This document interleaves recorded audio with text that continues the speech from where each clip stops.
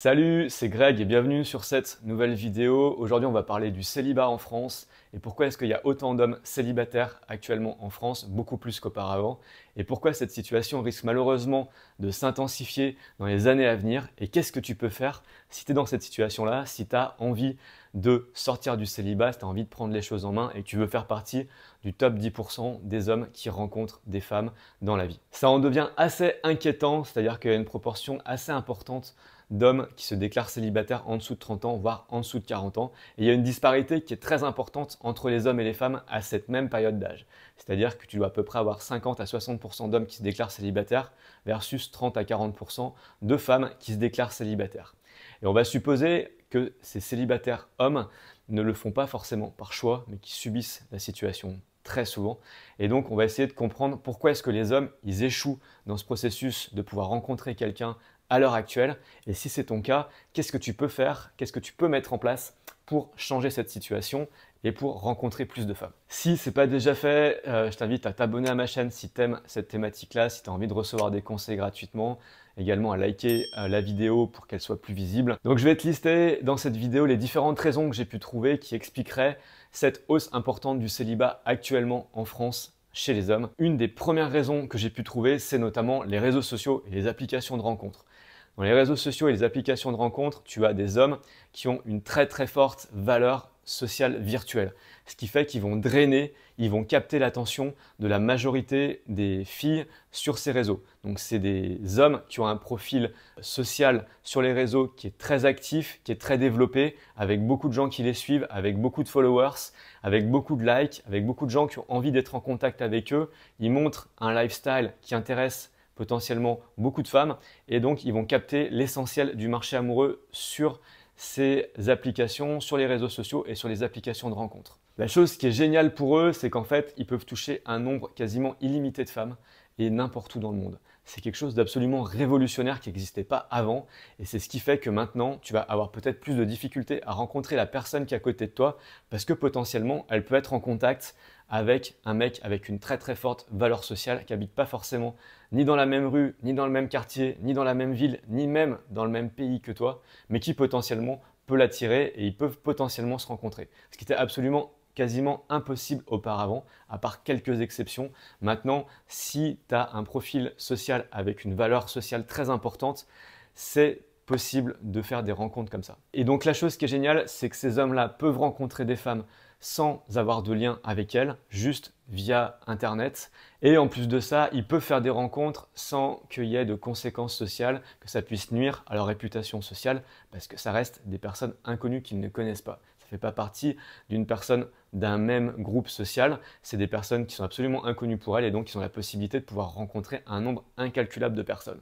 Et donc, le problème de ça, c'est que ça concerne à peu près 10% des mecs qui sont sur les applications de rencontres et sur les réseaux sociaux. C'est des profils sociaux qui sont très développés et ils captent 90% des femmes et les 90% d'hommes qui ne sont pas dans ce cas-là vont récupérer 10% des femmes sur les réseaux sociaux.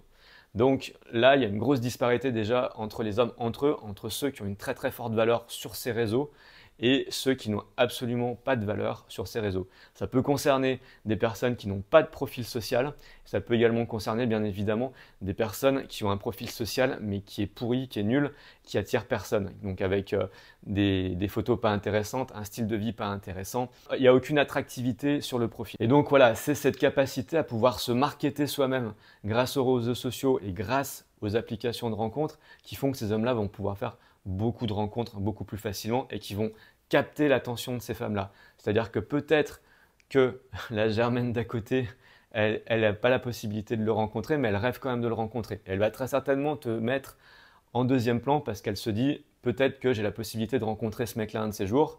Et donc, elle te met en concurrence un peu indirectement avec ces mecs-là. Et donc toi, si tu ne rentres pas dans cette case de quelqu'un qui a une très très forte valeur sociale virtuelle, potentiellement, tu vas être un peu mis à l'écart et ça va être plus compliqué pour toi de rencontrer quelqu'un. Et même indirectement, elle va penser que c'est possible peut-être de pouvoir rencontrer ce mec avec une forte valeur et donc elle va te dénigrer, elle va te délaisser. Comme je te l'ai un petit peu expliqué, la chose qui est absolument géniale avec ces applications, c'est que les filles peuvent rencontrer des mecs n'importe où dans le monde. C'est-à-dire que la visibilité que tu peux avoir maintenant en ayant un profil social très recherché, il est valable pour les filles du monde entier. C'est-à-dire qu'une fille qui habite à l'autre bout de la planète, elle est capable de pouvoir rencontrer ce mec-là qui a une très très forte valeur sociale. Et ça, c'est quelque chose qui n'existait pas avant. L'autre chose qui explique pourquoi tant d'hommes sont célibataires, c'est que s'il y a eu un gros changement au niveau du monde du travail. C'est-à-dire qu'avant, dans les années 80, on se rencontrait et on interagissait les uns les autres dans une entreprise. On avait des liens conviviaux entre les personnes et il y avait plein d'événements sociaux qui permettaient aux gens de se rencontrer et à créer du lien. Actuellement, c'est plus le cas. C'est-à-dire que la majorité des personnes travaillent derrière un ordinateur. Qui dit travailler derrière un ordinateur dit ne plus parler à un être humain et dit beaucoup moins de possibilités de rencontres. Tu rajoutes à ça le fait qu'il y a une hausse du télétravail, c'est-à-dire que les gens non seulement ne se parlent plus et ne sont plus dans le même immeuble et du coup ça crée une grosse distanciation, un gros éloignement qui fait que les gens ne se rencontrent plus. Avant, les gens arrivaient à se rencontrer sur leur lieu de travail, arrivaient à discuter entre eux grâce à des événements créés par les entreprises ou à être dans le même lieu social. Actuellement, c'est plus le cas. Tu peux travailler depuis chez toi, tu peux travailler ailleurs, mais tu peux ne pas faire des rencontres, surtout dans ton travail. Et donc la chose qui est vicieuse, c'est que tu vas t'isoler si tu travailles depuis chez toi et si tu travailles derrière un ordinateur. Et donc, tu vas rencontrer forcément moins de personnes. Tu auras moins de possibilités de pouvoir rencontrer de monde et potentiellement, logiquement, si tu rencontres moins de monde, tu as moins de capacité de faire des rencontres. C'est logique. Et donc, moins tu as de capacité de faire des rencontres et moins tu rencontres de monde et plus tu vas aller sur les réseaux sociaux et sur les applications de rencontres, là où tu as encore peut-être moins de chances de rencontrer quelqu'un parce que tu as par exemple un profil social qui n'a pas une valeur importante. Une autre raison qui explique pourquoi les hommes sont célibataires actuellement, c'est qu'il n'y a plus non plus de lieux tiers, comme par exemple les Starbucks, les cafés, les bars. Les gens sortent beaucoup moins dans les bars ou dans les cafés pour travailler ou pour se rencontrer et donc ça crée également de l'isolement. Avant, tu pouvais sortir dans un bar ou dans un café un peu plus pour discuter, pour socialiser. Les gens le font de moins en moins et les gens ont tendance à passer de plus en plus de temps en ligne et virtuellement et ils se privent du coup de possibilités de rencontres dans le monde réel. Ça s'est encore plus aggravé avec la crise du Covid, c'est-à-dire que on nous a donné l'inculcation de ne pas trop sortir et les gens ont pris cette habitude actuellement et les gens ont tendance à moins sortir qu'avant. Et ça concerne plein d'activités, c'est-à-dire que par exemple avant la gym, les gens le faisaient dans une salle de sport en groupe, maintenant les gens font de la gym chez eux à la maison et donc pareil, moins de possibilités de se rencontrer si tu fais ta gym à la maison. Donc dans l'ensemble, qu'est-ce qu'on constate? On constate qu'il y a une baisse des activités partagées. Donc des activités en groupe et des activités qui te permettaient de rencontrer du monde auparavant. Là où je veux en venir, c'est que c'est du coup maintenant que c'est vraiment très intéressant d'apprendre à développer ses compétences sociales, d'apprendre à pouvoir communiquer, d'apprendre à pouvoir rencontrer plus de personnes parce qu'on n'a jamais en fait été autant isolé qu'actuellement. Avec les réseaux, avec le virtuel, avec tout ce que je viens de t'énumérer, c'est là où finalement apprendre à faire des rencontres prend vraiment tout son sens. Parce qu'on s'en est très certainement beaucoup plus éloigné qu'auparavant. Aussi, ce qui se passe, c'est que maintenant, les hommes ont peur qu'il y ait des conséquences très importantes s'ils prennent un risque.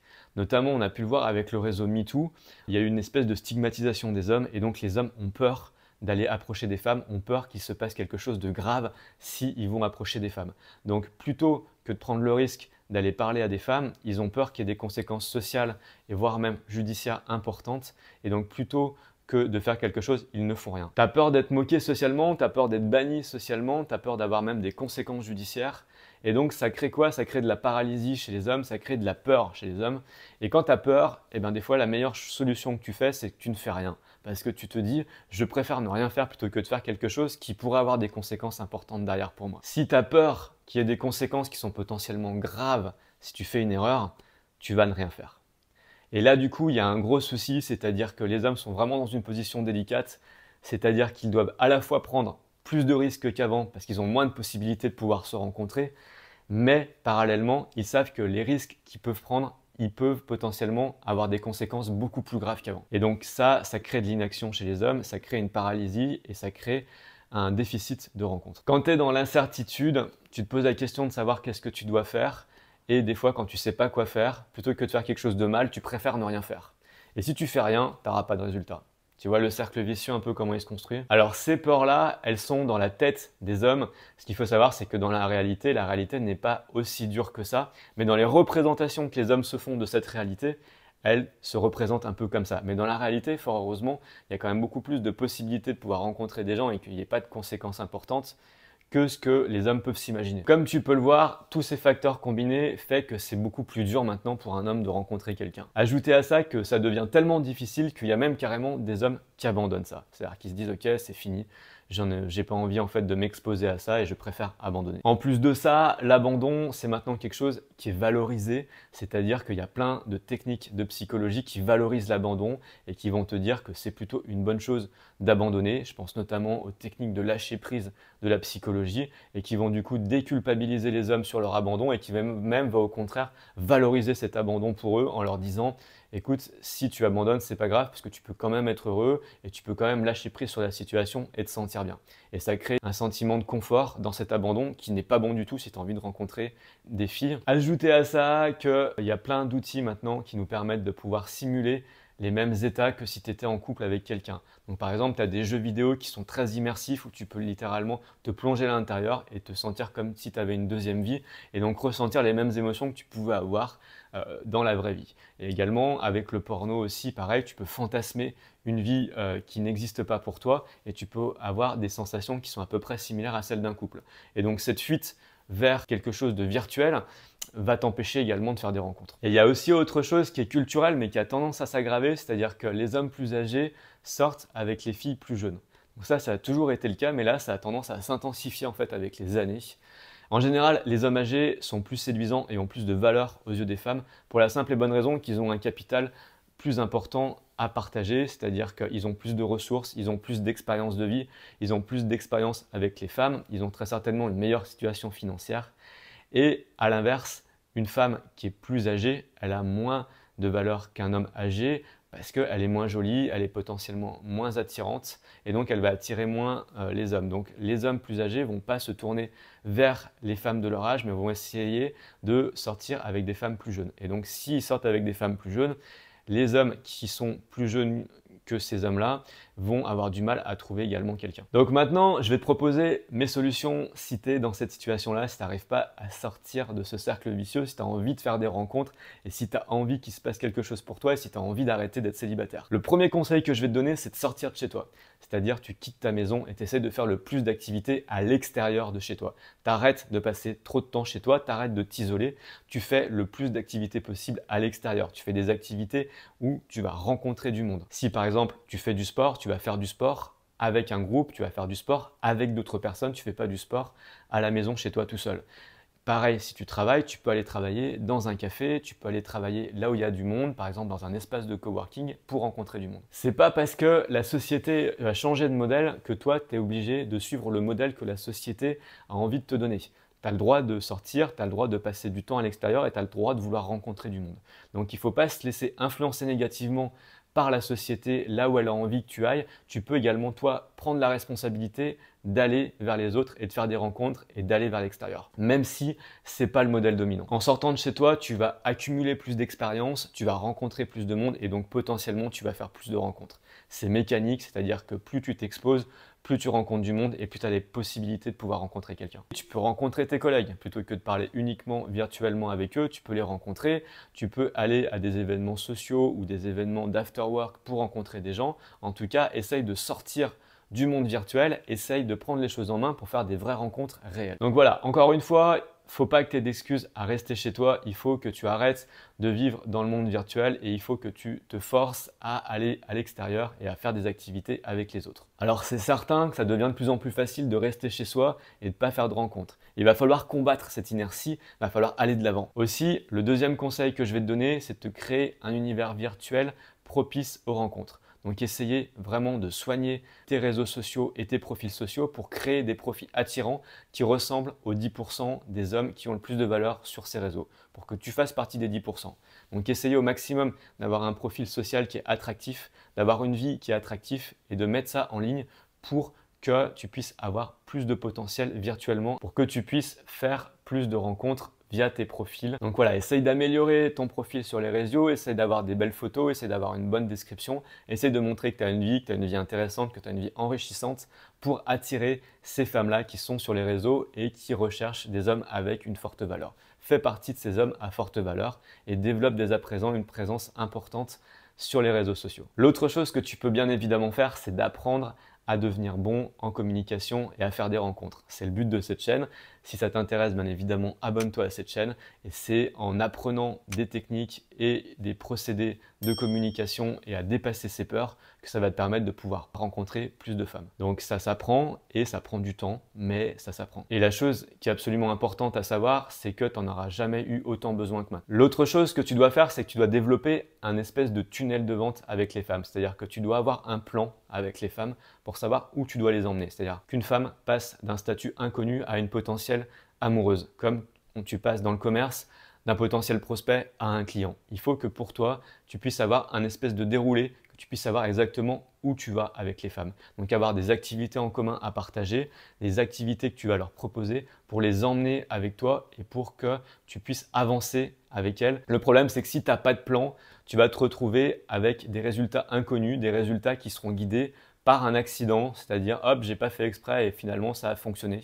Alors que si tu as un plan, tu vas également augmenter vraiment beaucoup ta capacité de pouvoir rencontrer des filles. Donc bien évidemment, ça va te demander d'être intelligent, de développer des compétences, ça va te prendre du temps, ça va te demander des efforts bien évidemment, mais comme tu peux le voir, ça peut également valoir beaucoup la peine, c'est-à-dire que tu vas pouvoir changer, tu vas pouvoir améliorer ta situation et tu vas pouvoir rencontrer quelqu'un, rencontrer l'âme sœur. Donc pour résumer un peu cette vidéo, il y a une évolution de la société qui t'est défavorable.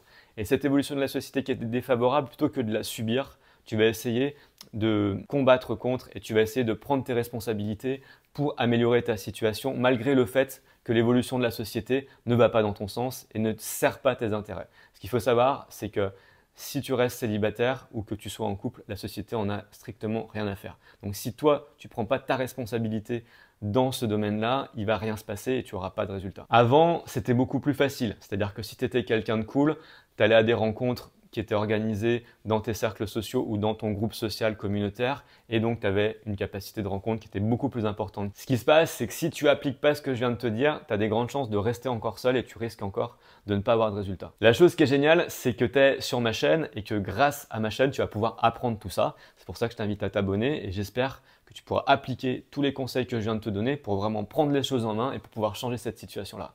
On en reparle très bientôt. Je te dis à la prochaine. Salut, salut.